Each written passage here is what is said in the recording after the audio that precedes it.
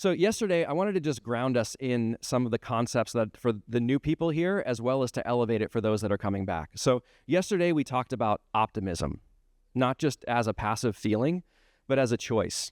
It's really a responsibility for all of us. We talked about taking action, how each of us in our own way has the ability to shape a more sustainable future. Today, I want to build on this momentum, because if there's one thing that I know, change doesn't happen in a single moment. It happens with momentum. So today, we're continuing that momentum. So I'm going to ground ourselves in the three key concepts that I talked about yesterday, but take them to another level. So yesterday, I emphasized the importance on focusing on what we can control, not what we can't. Today, I want to take that one step further. Yes, we all have some control over our suppliers, our packaging, and our partnerships. But what if the boundaries of our influence are bigger than we think? Think about it. So many of the sustainability breakthroughs that we celebrate today started because somebody refused to accept the limits of what they thought they could change. So today I ask you, where have you drawn the line around a line of control of what you can control? And what if you push that line a little bit further? Maybe you don't just change your supply chain. Maybe you challenge your suppliers to change theirs. Maybe you don't just reduce waste in your operations. You help lead an industry-wide effort to reduce waste. Maybe you don't just look for an existing ingredient or packaging solution. Maybe you push your supply chain to create something that doesn't exist yet. The truth is, you have more influence than you think. The only question is, how will you use it? My second main point is collaboration is still our superpower, but we can use it in bigger ways. Yesterday, we talked about the power of collaboration, how no single company, no individual, no nonprofit, no government can tackle sustainability alone. Today, I want to highlight a powerful truth. Collaboration doesn't just add value, it multiplies it. So today, I challenge you to ask yourself, who in this room could be your unexpected partner? What problem could you solve if you stopped seeing competitors and started seeing allies? How can we move from transactional networking to transformational partnerships? Because the pet industry isn't just a market, it's a community. And if we collaborate boldly, there's nothing that we can't achieve. So if today is your first day at Pet Summit Impact Unleashed, can you please raise your hands? All right. Everyone else, just make mental note of these people. I'm going to ask you the same thing I did yesterday. We have breaks after almost every presentation today, and we did that for a purpose. We, of course, want you to connect with old colleagues and friends, but I want to challenge you to spend half of the breaks today meeting new people. If everybody did that, we would create at least 500 new connections. Those are new connections to learn and share and grow together. And that would have a massive impact. Yesterday, we talked about paralysis that comes from waiting for a perfect solution. Today, let's make that even more real.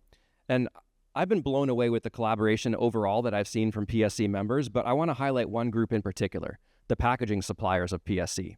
Yes, they're competitors, and sometimes fierce competitors, but what I've seen is them working together more than rivals. I've seen them collaborate on innovative materials to reduce the weight and overall plastic usage of that material. I've seen them partner together on industry-wide programs to push recycling. I've even seen them sharing customers when they don't have the perfect solution, but somebody else does. We all know that plastic's a problem, and it's also a very efficient way to ship and store products. We're not going to solve this problem in isolation, and it's simply not possible to get rid of all plastics tomorrow, but that is the point. Big world-changing progress doesn't start with perfection, it starts with trying. So today I challenge you, don't just wait until you have the perfect data to start measuring and improving. Don't just hold off on an initiative because it's not big enough. Test it, learn from it, scale it. Don't let fear from not having all the answers stop you from taking the first step, because we all know that one imperfect step today will lead to a better world tomorrow. So let's keep the momentum going. As we step in today's sessions, I leave you with these three ideas. Expand what you think you can control. Your influence is bigger than you realize, I promise. Leverage collaboration boldly, because together we multiply our impact.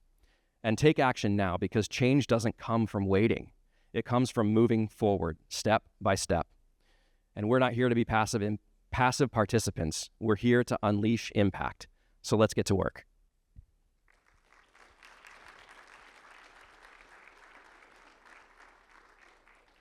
So while our panel comes up on stage, I want to introduce our next moderator. So the first moderator of the day is someone who knows that what's in the bag is even more important than the bag itself.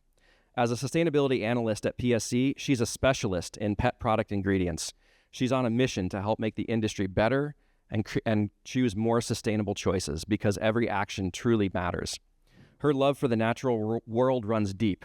Her favorite outdoor spot is the Hoh Rainforest in Olympic National Park, a place so lush and prehistoric it feels like stepping back in time, surrounded by towering trees draped in moss. While she doesn't have a pet yet, 2025 is her year. She proudly holds the title of Dog Aunt Extraordinaire, and if you're in Denver, she's always up for a pet sitting gig. Her best sustainability advice is when it comes to reusing waste and reducing waste, she suggests rethinking gift wrapping, use old newspapers, and reusing bags instead of buying new. Please join me in welcoming Allison Burdick. Yeah. Hello. Thank you, Jim. Good morning, everyone. Thanks for joining us for our first session of day 2. We have a fantastic panel for you this morning. I'd love to jump right into some introductions. Our first panelist is Jennifer Adolph. Dr. Jennifer Adolph is responsible for providing technical support, nutritional training, formulation services, and new product development for ADM's customers in the pet food industry. She has a PhD in companion animal nutrition and a Master of Science degree in human nutrition. In addition to her role at ADM, she is an adjunct professor at the University of Saskatchewan and is pursuing a Master's of Business Administration through Penn State University. Thank you for joining us. Next, Next, we have May Walraven. May is InnovaFeed's U.S. General Manager. As part of her role, she oversees the deployment of a range of insect-based ingredients for pets, which provide natural nutrition with health benefits for cats and dogs. May is also InnovaFeed's Chief Impact Officer and is passionate about building relationships with stakeholders across the value chain to bring sustainable innovations to the market. InnovaFeed has been partnering with ADM to offer these novel ingredients. Last but not least, May is a mother to 2 boys under 5, and a 1-year-old puppy named Everest.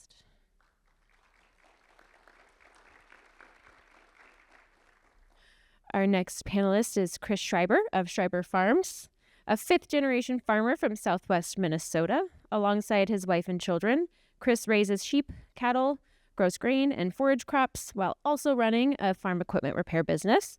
Schreiber Farms is using regenerative practices on their farm to improve their sustainability and help conserve our natural resources. Schreiber Farms, my fault for pausing.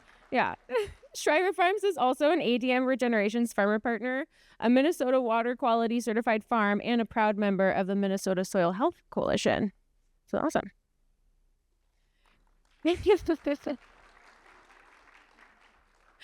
And last but certainly not least, we have Kate Schaffner. Kate leads North American Sustainable Sourcing for Royal Canin, a division of Mars Pet Care. She partners closely with Royal Canin's sourcing team to lead and develop supplier sustainability initiatives to reduce greenhouse gas emissions, support regenerative agriculture, and address human rights in their supply chain. Her rescue dog, Sadie, who dances every time Kate serves her Royal Canin Skin Topic diet, would be curled up here with her on stage if only she could make the trip from California. So thank you all for joining us this morning. So I'd love to start off with perhaps a simple question, but a very important one. What do sustainably sourced ingredients mean to you? And I'd love to kick it off with Jennifer here. All right. Thanks, Allison. Is it on? Here? Hello? No.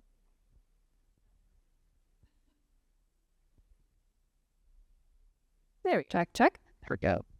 All right. Thank you. First session. Okay. So to me, sustainably sourced ingredients is all about supply chain resiliency and food security. So at ADM, we want to provide what our customers need, and responsible business practices is a big part of that.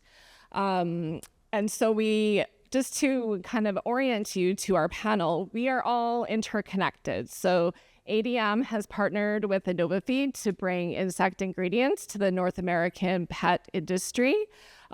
Through our partnership, we are their exclusive distributor, and InnovaFeed will be building their first facility near our corn plant in Decatur, Illinois. Chris is a great farmer partner for our regenerative agriculture program, and I really encourage you to ask him lots of questions. He has lots of great information, and regenerative agriculture is really what we need for responsible business. And also Kate and ADM and Royal Canin have great business partner as well. She'll talk about the regenerative agriculture program at Mars. So working with a company that has a strong commitment to sustainability and has established clear, measurable goals that they report on a regular basis is an important part of sustainably sourced ingredients. Excellent. Chris, would you like to answer the same question? If I have to, I suppose. Yeah. Love to hear it. So sustainability, like for us on our farm, is we look at it as more of a longevity kind of a process. I'm the 5th generation of our family to farm. I got the 6th generation growing up at home. We want to keep that going. We want to keep doing it.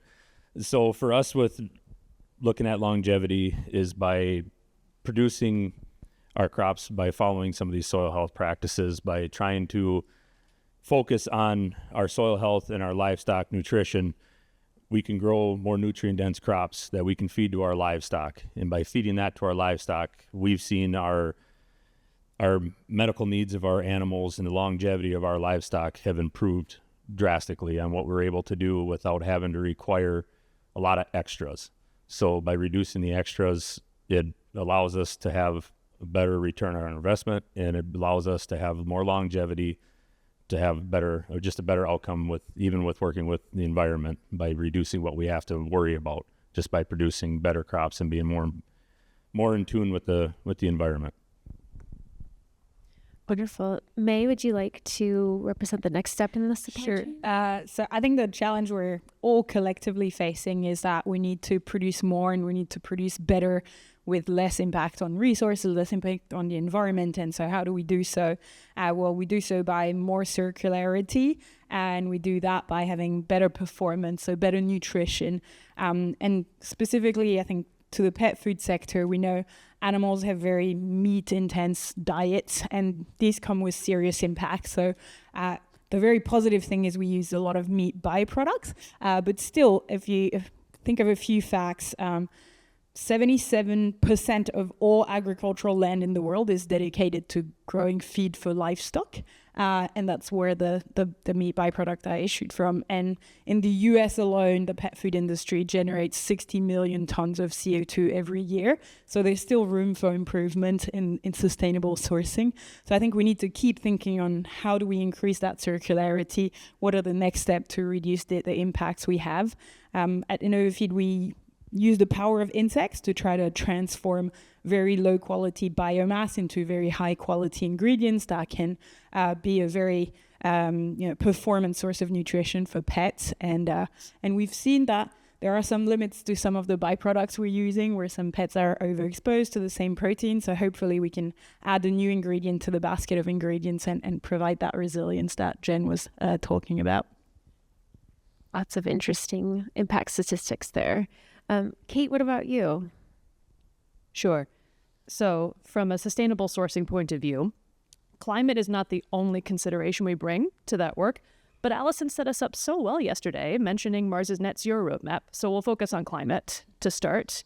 Mars does indeed have a net zero roadmap where we have ambitious targets for decarbonizing our business. Royal Canin is part of Mars, so we're accountable for delivering that roadmap alongside other Mars businesses as well. And agriculture is both critical to our success as a business and one of the largest contributors to our overall emissions footprint. So collaboration with our supply chain to drive improved carbon outcomes while also focusing on what our supply partners need to be successful and be resilient is core to how we need to do business moving forward. collaboration with our direct suppliers and upstream. So in the case of this panel, working with ADM, who is an ingredient supplier to us and to farmers like Chris, who are supplying ADM, is part and parcel to how we find opportunities to reduce those emissions and put them in the context of mutual partnerships that support our resilience across the supply chain, ultimately helping to produce and support a more resilient food system so we can keep making a better world for pets. That's what it looks like in a nutshell. I think everyone can get behind that. Let's expand on one of the topics you mentioned, mainly regenerative agriculture as a way to produce better ingredients with less impact on resources. What is regenerative agriculture? I guess we can start there. And why did you choose to adopt regenerative agriculture practices? Jennifer? I'll let Chris speak to this primarily, but for ADM, regenerative agriculture is again about supply chain resiliency and food security, and it's really about soil health. It all begins with the soil, and I think that Chris can definitely attest to that. And so it's about keeping cover crops and minimal tillage and just really focusing on that soil health. And AnovaFeed, through production of the insects, which produce fat frass, which is an organic fertilizer, again, contributes to that circularity. And yes, a focus on the soil is what I would say for regenerative agriculture. But I'll let Chris elaborate on that. So regenerative agriculture, basically, in a nutshell, is a process where we're trying to mimic Mother Nature. We're trying to get back to the way Mother Nature did it, the way we cycle our carbon, the way we do every approach on our farm is trying to work with her versus against her. We'll never win trying to fight her. We've tried for years. It doesn't work. So with the soil health principles, there's 6 basic principles that we use as kind of our guideline of what we're trying to do. And we start with by keeping the soil covered as much as possible, leaving plant material out there. Don't turn it into the dirt, making it black. We try to minimize how much tillage we're doing, how much disturbance we make on the soil, because we have a whole nother world underneath the dirt that is supporting what we're doing above the dirt. So the more we till our ground, the more we can damage that house. And if that house falls, the house above it falls. And then our third process is trying to keep as many living roots in the ground as we can. Our underground organisms need to be fed. I'm up in Minnesota, so for 4 to 5 months of the year for sure, we don't have much option on doing that. So the other months of the year, we work as hard as we can to feed that house before winter sets in, before our ground is frozen. The 4th step is trying to increase our plant diversity. So instead of just being a monoculture of corn and soybean rotation like a standard agricultural production model is, we have forages like alfalfa, we do small grains, we have pasture for our livestock. We're always trying to rotate what we're doing so we're not always having the same thing on the same spot year after year after year to degrade it. We're trying to build. The 5th one is integrating the livestock into the system. This is mimicking what the buffalo used to do in the prairies back in the day. We're bringing livestock across the ground. We're trying to make it so that they mimic what the buffalo were doing for cycling nutrients, eating the grass, going to the bathroom on the grass, feeding the soil, letting it regrow, keep cycling that carbon, keep it moving back into the ground, producing the next plant for the next protein animal to eat, for just keep to move the cycle. The 6th one is our context, our why. Probably the most important one is knowing your why and understanding why you do this. Why do you believe in this?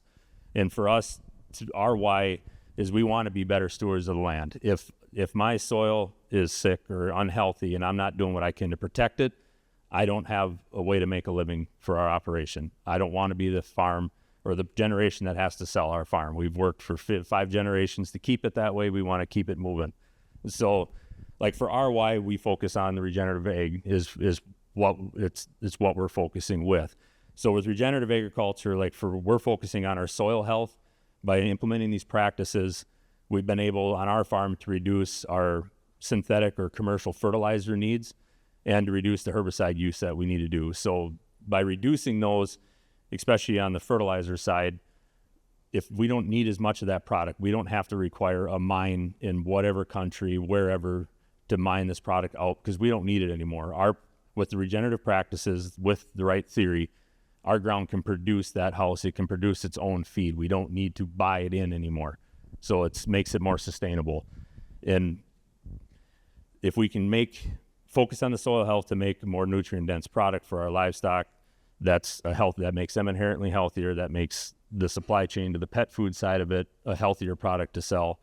This is just a big whole landscape of how to repair anything we can that's broken with the soil, from your soil to your plants to the animals, the animal to people, to the economy, to whatever. Like we just said, it's a huge network that you're trying to rebuild. It's a struggle. I mean, it takes a lot of education. It's a lot of frustration, takes time. This isn't something that you can just say, we're regenerative and everything works great. We're on it. This is going into our 5th or 6th year now of doing it. We've had just as many frustrations as wins, but the wins we've had have been what you see happening with the soil, with the environment, with the wildlife coming back to our ground, because we're creating this host for everything to come back, makes every struggle worthwhile. Thank you for sharing. Addressing biodiversity loss, soil health, depletion of natural resources at the farm level is so essential. I'd also like to pivot and address the carbon impact as well. Namely, what motivates you to improve the carbon footprint of your supply chain? With all the extra effort, why do it? And Kate, let's start off with you. Sure. It is certainly a labor of love, as Chris mentions. It's not something that happens overnight. It is not always easy. It requires collaboration, sometimes collaboration that our businesses haven't attempted before, at least not at this scale. What motivates this work from a Mars point of view shouldn't be talked about without discussing the 5 principles. Anyone who's worked with Mars before is familiar with the 5 principles that guide all of our decisions: quality, responsibility, mutuality, efficiency, and freedom. All of those things guide how we make decisions about how we source, whom we source from, what we make, whom we sell to, etc. And the same could be said for all of the work that we commit ourselves to do when it comes to sustainability and climate action in specific. It's also, like I mentioned earlier, tied to the resilience of our business. It's not just about decarbonizing for its own sake.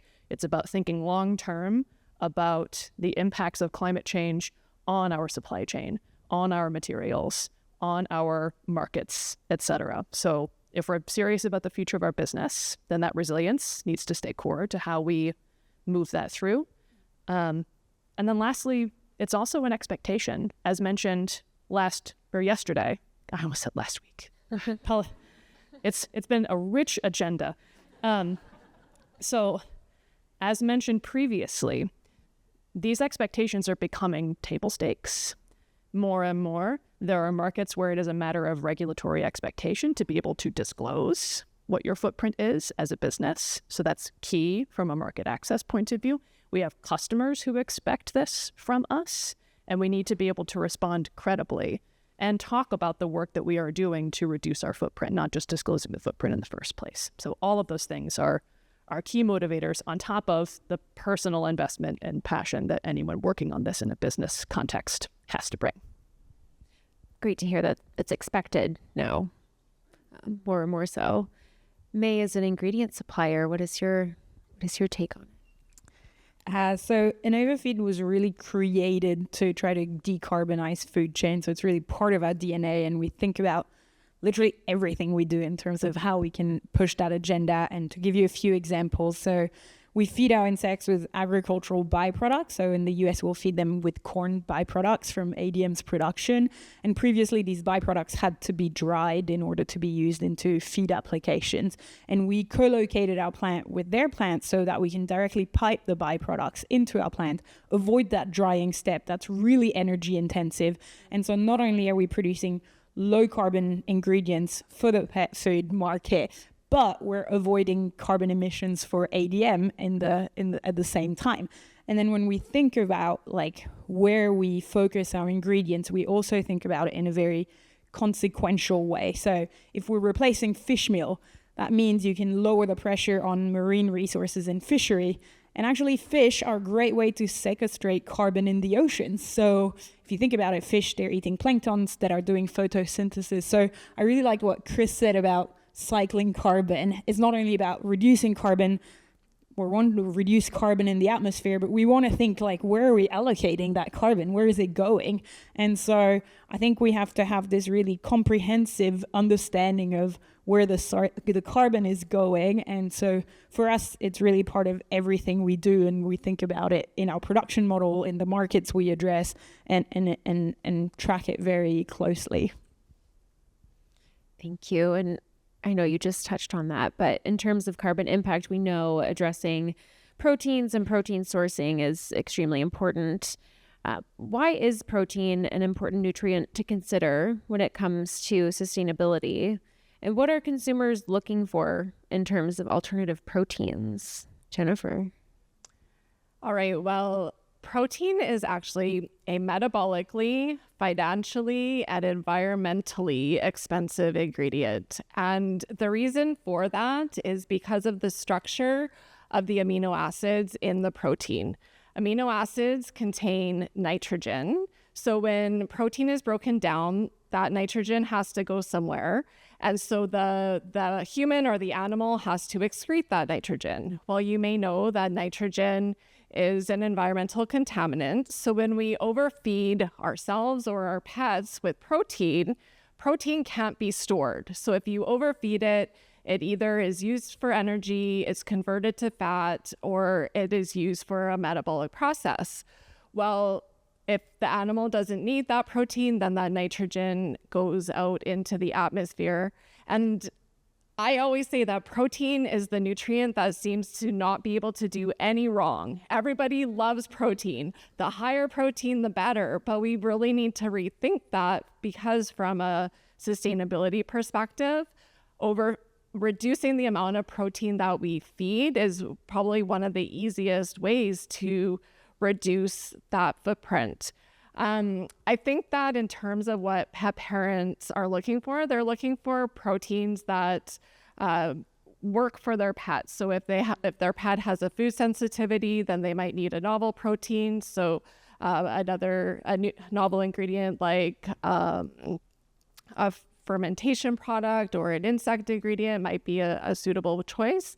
But I think from a supply chain perspective, the pet food industry needs lots of options, because if one protein source becomes compromised, then we need alternatives. So I encourage the industry to think outside the box and explore some new options, and think about not overfeeding protein. Yes, those premiumization and humanization trends we're seeing definitely like to celebrate the protein first and foremost. May, what does it take for sustainable ingredient to become more than just a niche? Yeah, we've thought about that long and hard, and it is a challenge. But I think for me, it boils down to four things. The first one is because we're sustainable ingredients, you have to back that up with some quantitative analysis. So we've done a lot of life cycle analysis. You know, the first discussions we've had with Mars were, before we even talk, we're going to audit your LCA. And we spend weeks doing that. And that's great, because that's kind of the first step into producing sustainable ingredients. I think the second aspect is you have to demonstrate performance. People don't want to replace by a lower quality ingredient. So we've done a lot of testing with ADM. That has been a great partner on digestibility, on palatability, on health benefits, and you want to highlight all of these, nutritional aspects for that protein to be adopted or that ingredient to be adopted. I think the third one is consumer acceptability. For insects, there is a little bit of a yuck factor in some countries, in the US especially. I'm French. The US is not the most adventurous country when it comes to food.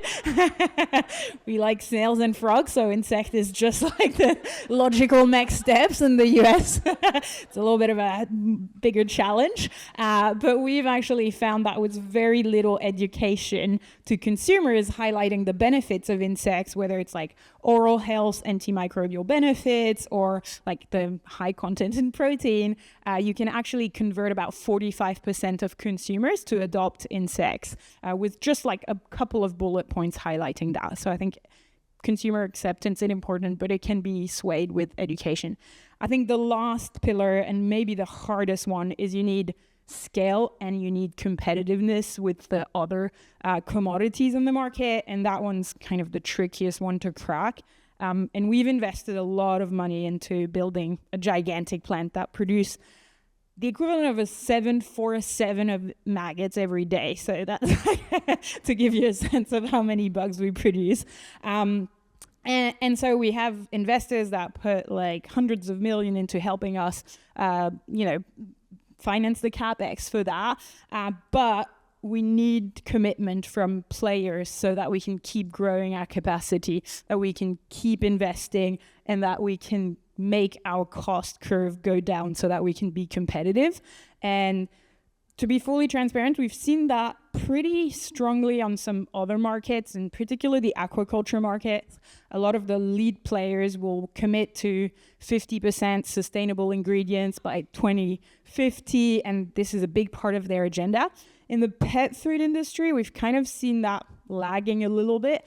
We see a lot of leadership from the smaller players. I think if you go into the PetSmart, you'll see smaller brands are often the ones to differentiate through sustainable ingredients. But yeah, I guess, Kate, we need you to commit and to give us some like meaningful engagements if we want these ingredients to not be like niche in the future and provide volumes at a competitive cost. Wonderful. And Jennifer, outside of insect, what are you seeing for sustainable ingredients adoption? Well, I think that to bring niche ingredients to the market, we need value chain collaboration, as you see here. For the regenerative agriculture, we kind of act like the middleman. We help to connect the pet food company with the farmer and do a lot of the legwork in between.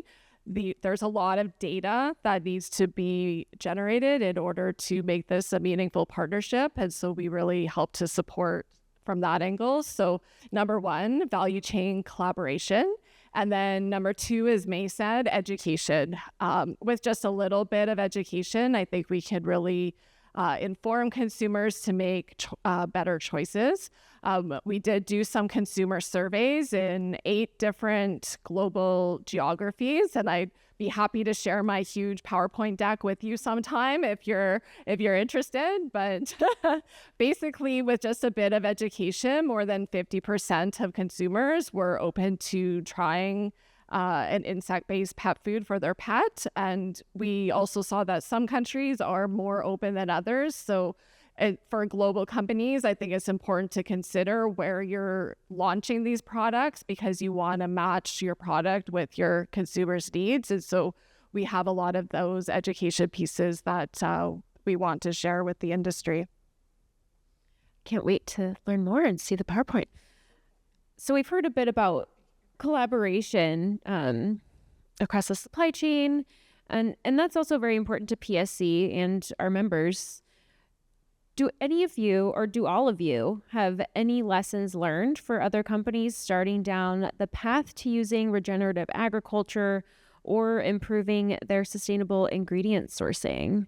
And Jennifer, do you want to start with you and go down the line?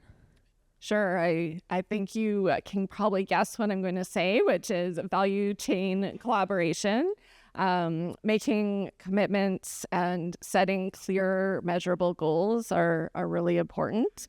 And we're here to help you with that. I have to echo, I think collaboration is key, working together. I also think communication is a big aspect. We sometimes have customers who said, oh, we put 3% insects and we didn't mention it on pack and the product's not flying off the shelf. I'm like, well, you don't really give yourself a chance if you're doing good and you're not really communicating about it. So I do think like the moves we've seen work really well are bold and people communicate about them and embrace what they're doing. Try to think of something really good to say. So I can go first if you want an extra couple minutes to think. fantastic. Okay. I got your back. All right. So I'll share more lessons learned and reflections. So yes, of course, value chain collaboration is key. If anyone is playing sustainability bingo in your head during this week and you're keeping your ears open for the things that you hear in conferences like this, yes, mark off that collaboration piece. It's critical. What I would say to deepen that a bit, to Jennifer's point around clear and measurable goals, from a supply chain point of view, and I'll reflect on our partnership with ADM Regenerations in specific, in order for that collaboration and shared investment in farmer success and helping to make that transition more achievable at scale, in order for any of that to count toward progress against a net zero roadmap, there are data requirements to meet.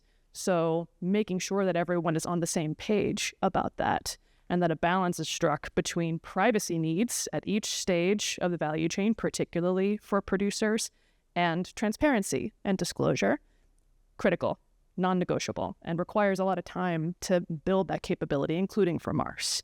So I would say that's pretty important. I would also say that in the spirit of the mutuality principles, again, one of our 5 principles, there will be a quiz at the end. It's been essential for us to come to our supply chain partners with humility, ready to learn, particularly when it comes to agriculture. There is no substitute for getting yourself or getting your teams out in the field with your suppliers, who are your partners, and with farmers who know better than anyone else what it takes for this kind of work to be successful, and learning from them first. Understanding what it takes to be successful, understanding where there is uncertainty, understanding where there is short-term risk, where partnership is needed in order to make that longer-term transition.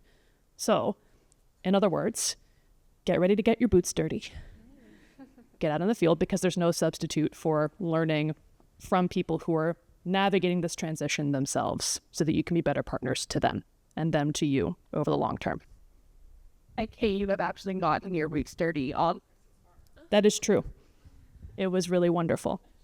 Somebody should ask him about his soybean field last year. He has a really cool story to tell. What she said. I agree a lot with what she's saying. As far as a company that wants to get engaged with regenerative practices, like with ADM Regenerations, which I'm a partner with, there's a lot of data that's needed, but farming is like any other enterprise out there. The data is sensitive. It has to be protected. It can't be sold to someone else. You have to watch what you're doing with it. Farmers are very impatient people, so if you have a lot of requirements of them with paperwork, good luck.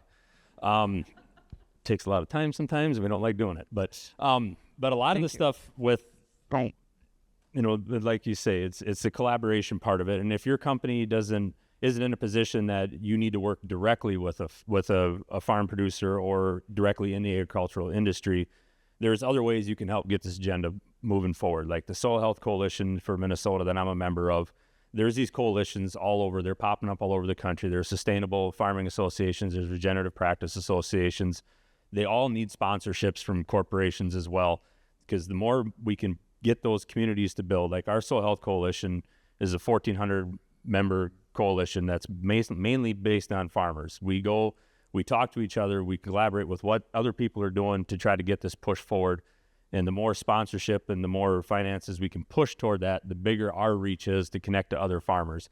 Because I do feel that we are the very first stepping stone. We have to build the first block that the whole industry can be built on.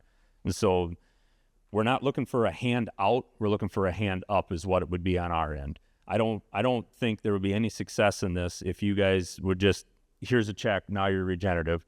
It's more of this is just like any other business. If you have to re-equip your manufacturing process to create a new product, it takes time, it takes money, it's not an easy fix. So it just, by sponsoring those programs and stuff like that is an easy way that you can get involved with what's going on. You can start to see right at the ground level of where our boots are at, where we're running, what we're trying to do. And it's just an easy way to help build and promote all of this to try to build a way more sustainable system. I guess to be my input. Thank you. Yeah, I'm so glad we were able to have farm level representation on this stage today and really get a great snapshot of the supply chain. I'd love if we had a few minutes for at least one or two Q&A. I think we've got some microphone runners. If folks have a question, I see a few hands up. Test. Hello, I'm Barry. Maybe it's a simple question, Chris, and others. Oh, by the way, I want to thank Jennifer for giving me yet another reason to lose those extra 10 pounds. What is the direct line from the agricultural practices that Chris is using to decarbonization and other climate amelioration goals? Good. So for decarbonization, with plant sequestration of carbon, so one of the plants need carbon to live. And so as we grow more plants and we try to keep more living plants, we're always pulling and sequestering carbon from the air. The plant is putting it through photosynthesis and sending it back into the ground through the roots, exudating it out into the soil. Once carbon is trapped in the soil, the only way that carbon is going to get released is either by tillage, which we're trying to reduce tillage to prevent a carbon burst, or by plant uptake as a nutrient. Well, if a plant takes it up as a nutrient, turns it into photosynthesis, captures more carbon, pumps it right back into the ground for the next one. So that's kind of a basic or a short of how the carbon cycle works. So the more we can keep living plants growing on our soils, the more we can continually capture carbon from the atmosphere, pack it back in the ground where it belongs so we can use it as a nutrient for our food processes. So essentially, having longer plant coverage does it. Yeah. The longer the plants can grow. Now you take like a corn crop or a soybean crop, once they've hit the reproduction stage and they throw their seed, their kernels of corn, their pods of beans, once they mature and go into dry down and die, that plant will not create photosynthesis. It will not capture any more carbon. So is what we're trying to do on our farm, and fighting with Mother Nature and being frozen, of course, affects it. But when our corn is only about 6 inches tall, we're trying to seed cover crops into those corn fields to promote more living roots. So when our corn matures and turns yellow and drops leaves before we harvest it, our goal is to try to have a green mat of growth on that field to keep capturing the carbon when the sunlight can come back in and hit it and continue to grow. On soybeans, it's a little harder for us because it's cold. We don't have many growing degree units anymore to grow with, but we still chase our combine with a no-till drill, trying to seed more crop in, that if we get a warm November or a shot of rain, even if I can get an inch of growth out there, that's a win to me, because that root is still capturing carbon. It's still putting exudates into the ground. It's building our soil for the next year's crop to grow.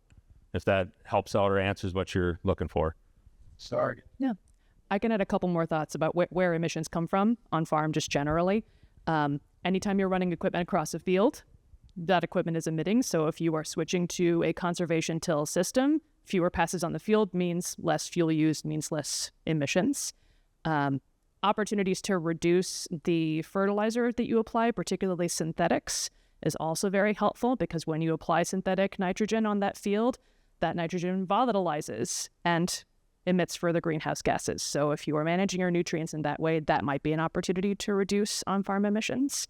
Energy use in general, also an opportunity. And that starts to get into broader conversations about energy infrastructure.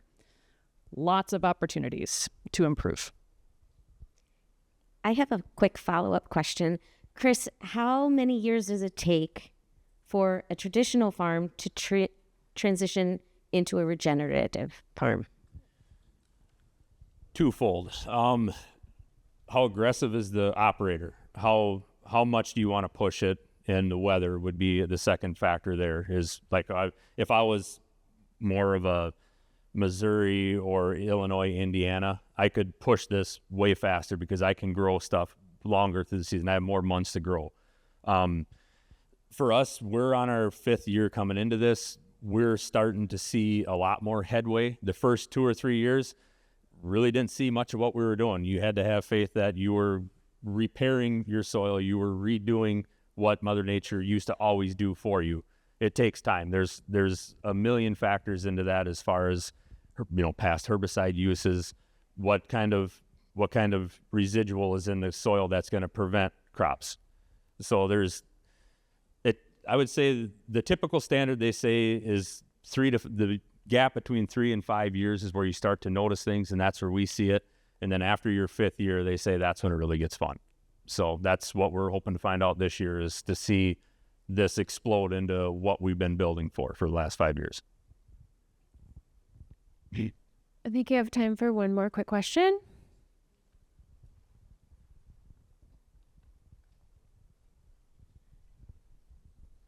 So I work in the farm and ag space as well. And the trend we're seeing where I'm out of is it's all about yields, how much product you can get per acre. How are you guys doing from a yield standpoint? Are you competitive with what I would call more traditional commercial farms, or is there a price you're paying in yield to be regenerative? So when it comes to the yield standpoint, what we've been seeing, the first couple of years, our yields were down a little bit because we're trying to reduce our synthetic inputs. Normally, what I've seen happening now, like with last year, we had extremely dry years, so it wasn't a good one for us to get good information on it. But guys that I work with that have been doing it longer are seeing just as much yield or more with less input. So that's what we're shooting for. Most people that are in the regenerative space like I am, yield is our secondary concern to the return on investment. That is huge. I'd rather take less bushels and make more money off of those less bushels than have more bushels and make less. So, but yeah, most of the stuff we're seeing is when we can get this system rolling, we should be able to see just as good a yields, if not better, on less input. Well, I'd love to bring it back to the entire panel and let everyone give us one final takeaway that they'd like to leave with the audience for today, for the rest of this week. I'm sure the panel will be around for chatting afterwards as well. So, Jennifer, would you like to share with us your final thoughts? My final thought is just to be bold and take some risks. I think that the pet food industry has had some trends over the last couple of decades that don't always align with sustainability, because the regenerative agriculture space now focuses primarily on crops such as corn, wheat, and soy, which have tended to be ingredients that we have shied away from. So I would invite you to explore regenerative agriculture. I think Chris would be a great webinar speaker, just saying. He's incredibly dedicated to maybe check with him first. Yes. So I will leave that with you. Yeah, I'll say vote for Chris too. I didn't prepare a last word, but I've actually learned a lot from the panel myself, and so I would say I think there's a lot to learn, and Kate was mentioning it about getting your boots dirty. So I think let's all use this opportunity in this conference and be open to keep learning about what are new solutions. And I think it's pretty exciting to see all of these new solutions pop up. Ask questions, get involved. That's probably the easiest way. You don't know what you know until you go ask someone and you learn it, So if you are curious about regenerative agriculture, there's tons of information out there. There's, YouTube channels galore. There's information, there's books. I spend more time reading now than I ever did in one day of high school by far. And so just if you're curious, ask the questions, find people to talk to. There's so much information. I think if you truly believe that this is something that can change what's going on and you start asking questions, you will be amazed at how open book we are with this. We want other people to understand what we're doing. I want the communication back between the rural landscape of agriculture and everybody else. I want people to know what we're doing, trust what we're doing, and be proud of what we're doing, I guess would be my take on it. It's always tough to have the last word. So I'm going to expand on a few of the prompts that Jim has given us around collaboration and pull some inspiration from a few presentations that have mentioned what this work looks like in other industries, and give ourselves the reminder that as end users of these raw materials, a lot of us are using different parts of the same agricultural products that come back to shared supply sheds. So knowing that any collaboration has to be safe from a pre-competitive point of view. There's so much untapped opportunity, in my opinion, as we all dig in further as a pet food industry into these kinds of opportunities, to think about the value chains and supply sheds that we're a part of, not just our own. So how can we help spread that and support that at a systems level, not just in our supply chains? That's an imperative for any of us that have targets. We need to work with our suppliers and with upstream suppliers, even if they're not direct suppliers, to support these solutions. What else can we be doing within our industry? And what else can we be doing at a systems level so that we can all get there faster together? That would be my question for us. Thank you so much. I won't try to summarize any better than this panel just did. I'm really excited to keep this conversation going around sustainable ingredients. Hopefully we'll hear more later today, but I'd like to thank each of you for being such a fantastic panel this morning and give it up for a round of applause.